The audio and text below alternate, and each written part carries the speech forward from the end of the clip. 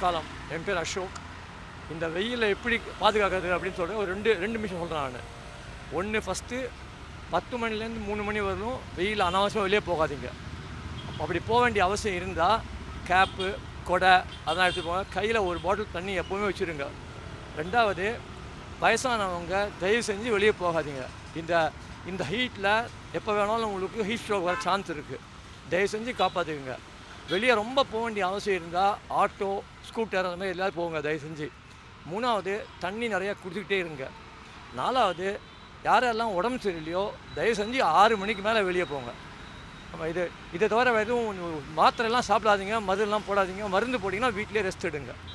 நமஸ்காரம்.